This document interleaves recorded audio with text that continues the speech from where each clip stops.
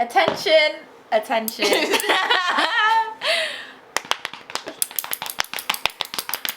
Welcome back to my channel. I am here again with my bestest friend in the whole wide world, Jazzare. Jazzare, the one, the only. And we are going to be talking tonight about relationships and drinking. What are we drinking? Soju. We're going to drink.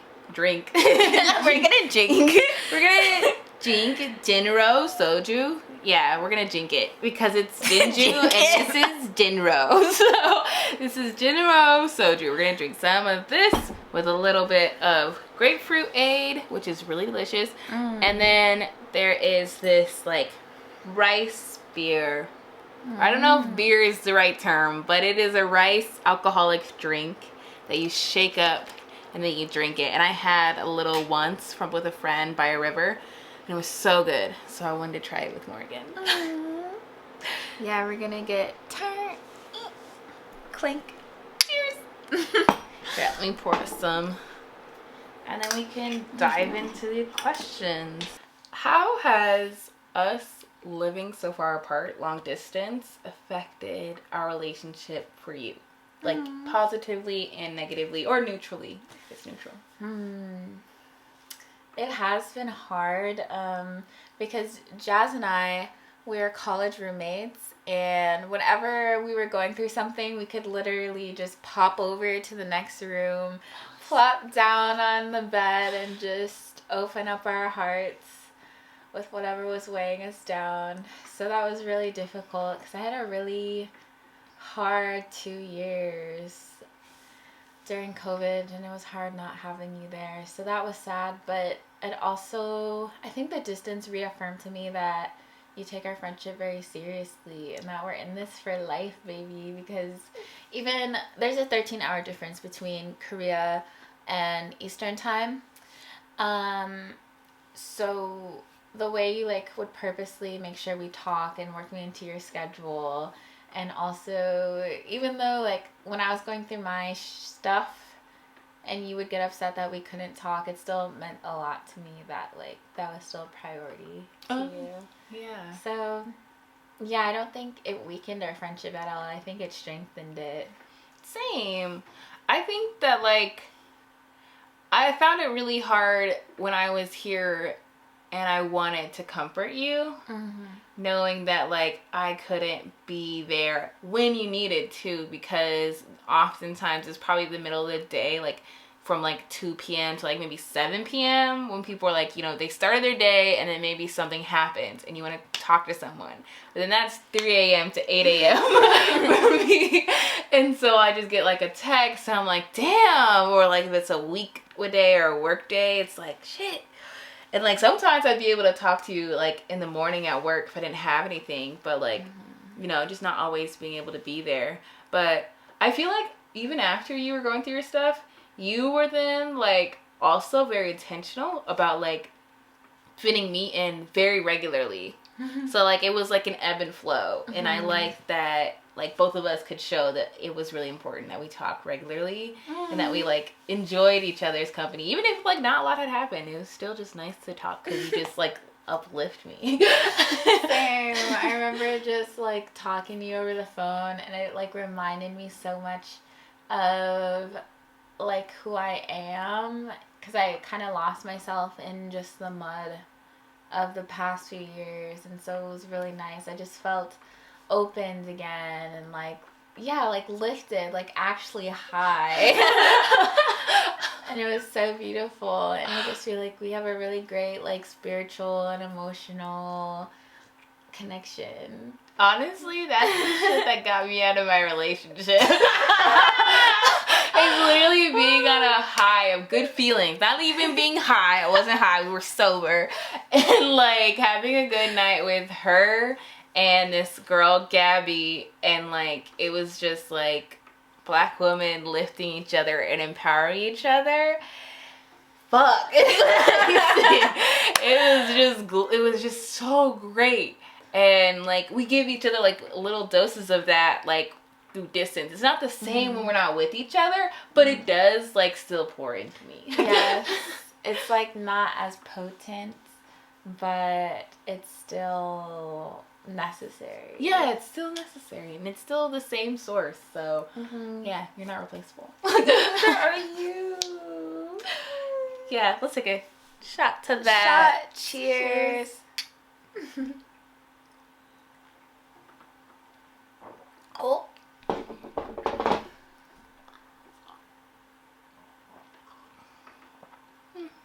Tasty. That was good. Mm-hmm. I mean, the grapefruit A was good. Let's take shot number 2 before we get into the next question. Cheers. How have your adult friendships changed over the years? Since, like, basically being 19 to now. So that's like 4 years. The significant ones. The significant ones, they've changed a lot. I'm still very grateful that I have some of my high school friends and middle school friends, 2 of them in particular who I still talk to regularly. But I've learned to be a more considerate person and also to draw boundaries. I think that I've always believed friends were important, and I've learned a lot more how to take care of people's emotional needs and to take care of my own, which I think really nurtures the relationship and creates a healthy space to have a long-lasting friendship and to account for everybody's needs and preferences and desires. And a lot of times I've had to learn that in order to keep friends, you can't keep them in the same position that they were 10 years ago, 5 years ago, or whatnot, because people change. People's needs and desires change, and if you want someone in your life, but they can't be like your best friend that you had in middle school, or, you know, I was gonna say your stoner buddy, but they don't need to hear that. Or they can't be the person that would come over and have sleepovers every Friday, because that's a whole different part of your life. And I don't know, I think we can adapt to the present needs of people if we still really want them in our lives. But that also means a varying amount of closeness in those friendships and being okay with that change. You know, I felt the same way with one of my relationships that, like, lasted from, like, elementary until now. Is that this person was my best friend for, like, several years, all the way, well, there were other best friends that came in there, but the most consistent best friend. And I spent the most time with her family and, like, got really close. But then I went off to college in a new state, and the way she was living, the path that she was going down was just very different than mine. Like, she was going to the military, I was going to college. She was starting a family, I am not starting a family.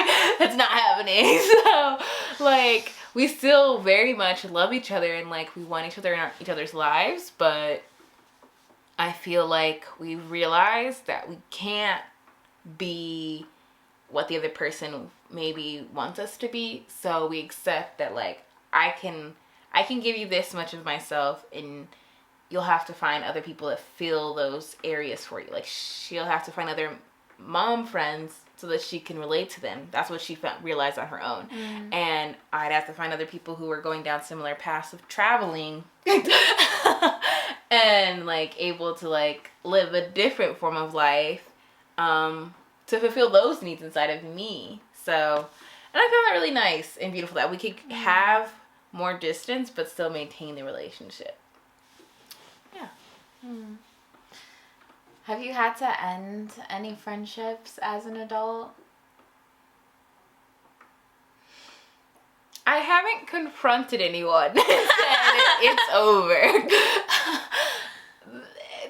I have it mentally noted, like, with friendships that are dying, like, I guess I'm just not going to reach out to them again. Because I am more likely the one to try to continue a relationship than the other person. Like, so it's kind of a note to me once they aren't giving what I'm giving, and that's a continued thing. Like, it doesn't seem like it's going to change. And not even that. Not if it's continued. If it's gotten to a negative place. Like, they're in such a place where there isn't any uplifting. Like, when I'm talking to you. Like, they're just, like, this isn't anything against anyone. Like, I can talk to a friend that's down, but they have something. They have some deep care for me, and I have deep care for them, and we still are somehow able to lift each other up. If I talk to someone who's down, but their care for me and our relationship has fallen away, then there's really nothing that, like, uplifts the conversation. It just stays down. And it's really draining. And it, like, drains your battery. It drains you.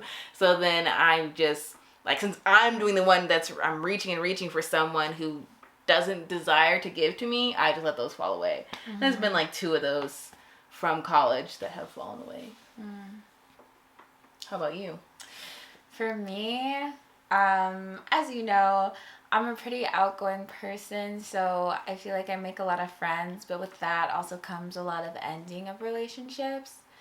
And it's difficult when I feel like I can connect with a lot of people on a lot of different things, except for some core values that are non-negotiables and show up in the relationship in negative ways. And I feel like the majority of the friendships I have had have just kind of faded away, that ended or are still going. See, I don't know. It's really ambiguous. But to me, like, an active friendship is someone who reaches out at least, like, is someone who reaches out at least once a month or once every other month. Have you, like, actively cut someone out of your life, like, confronted them to say it's over, we're not friends? I've given people warnings. I have this one friend who was actually very verbally and emotionally abusive. And we had talked about it before because there was a point in time where in college she didn't have anyone to live with, and we were thinking about living with each other. And that didn't happen, and I was telling her why. I was like, if you call me names again, if you talk to me about my body in this way again, we will not be friends. And that's that. And so after that, a year went by and everything was fine.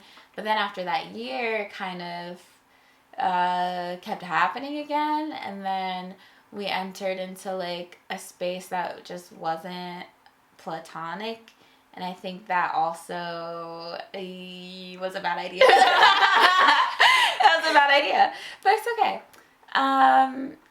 And then things got worse after that happened, so I just blocked their number, to be honest, because I continuously was saying, don't call me names, don't be mean to me. Like, I was saying these things over and over again, like, we won't have a friendship if this continues, and I never cut it off until I was just, like, done one day. I mean, that's good. Yeah. I don't want to talk about the roommate drama right now, but was that a friend too? Oh, that was cut off. That was good. You know, it's good to see that, like, it's almost like dead leaves on a plant. Like, true. I will pluck off the dying leaves off my plant. And then I also throw them in the trash because I was like, oh, I'll let them biodegrade inside themselves. And then that grew fungus. So I was like, no, dead things need to go in different places. Yes. And same with dead relationships. Very true. And that's actually funny because when I think about it, I did confront them in a group. I was in a situation where I felt like I didn't even feel like I was getting ganged up on by, like, 3 other people, a couple of years ago, last year, I don't know, it was last year, And I sent like a message by text just explaining how I felt and why I did some of the things I did to remove myself from the situation. And then after that, they ignored me. I showed up at our old apartment to gather my things. They didn't talk to me. So that was difficult. But then I reached out again this year and things seemed okay with two of them who, like, we seem to be on okay terms, but it's still not a friendship. And I wouldn't want one either because I know how we differ, and someone who considered me a friend would not have treated me in the way that I felt like I needed to remove myself from our living situation. So we had about 5 malfunctions. And so we're going to move on because I can't even remember what we were talking about. Okay, what's your question? So what's your preferred style of relationship, Miss Jazzeray? I think my preferred style is a very honest, open, joyful relationship that has boundaries that are spoken about like early on within the first few weeks, and then down the line we're open to both of us exploring other people, but not immediately. I prefer something like monogamish in like maybe the first year or two. And then once we know ourselves, we know our relationship selves together and our unit, then we open up to other people. Actually, I won't put a time on it. But like, as long as we're both in the place emotionally and mentally to open the relationship, I see that in my future. Being with someone who feels that that's something they desire for themselves. That's beautiful. Personally, I'm more towards the monogamous type, but I think in general I'd love it if my future partner is open to all things being on the table, including open monogamy, swinging, monogamish stuff. So yeah, but I also would really love a relationship where we're okay with being apart for periods of time, where like we're okay with change, like we're not super set into one routine for the rest of our relationship or for the rest of our lives. Because I think that's really important, and I think it's important to maintain our individual identities, because losing yourself in a relationship does not feel good, and codependency does not feel good. It breeds a lot of anxiety, and I already struggle with anxiety, so I don't need that in a space that's supposed to be like a refuge from the world and be really loving and safe and inspiring. So yeah, I would say that's it for me. I like that. Thank you.